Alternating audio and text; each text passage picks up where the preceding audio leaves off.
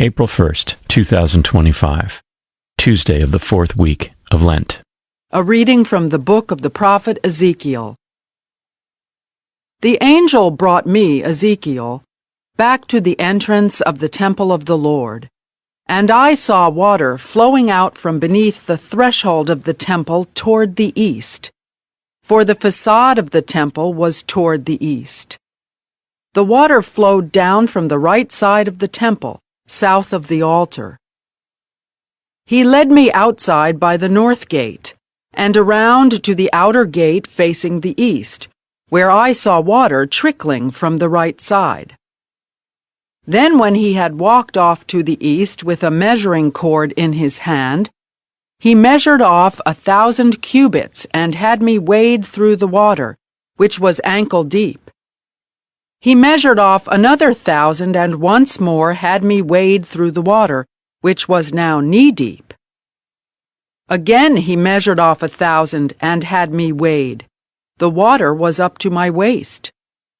Once more he measured off 1,000, but there was now a river through which I could not wade, for the water had risen so high it had become a river that could not be crossed except by swimming.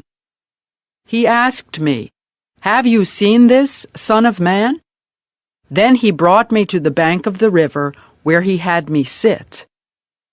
Along the bank of the river I saw very many trees on both sides.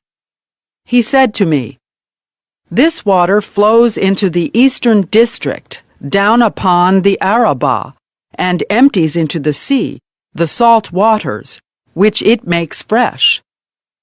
Wherever the river flows, every sort of living creature that can multiply shall live, and there shall be abundant fish.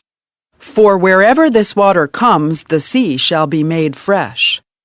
Along both banks of the river, fruit trees of every kind shall grow. Their leaves shall not fade, nor their fruit fail. Every month they shall bear fresh fruit, for they shall be watered by the flow from the sanctuary. Their fruit shall serve for food, and their leaves for medicine." The word of the Lord. Thanks be to God. The response is, "The Lord of hosts is with us. Our stronghold is the God of Jacob." God is our refuge and our strength, an ever-present help in distress. Therefore we fear not, though the earth be shaken, and mountains plunge into the depths of the sea. The Lord of hosts is with us. Our stronghold is the God of Jacob. There is a stream whose runlets gladden the city of God, the holy dwelling of the Most High. God is in its midst, it shall not be disturbed. God will help it at the break of dawn. The Lord of hosts is with us. Our stronghold is the God of Jacob. The Lord of hosts is with us. Our stronghold is the God of Jacob.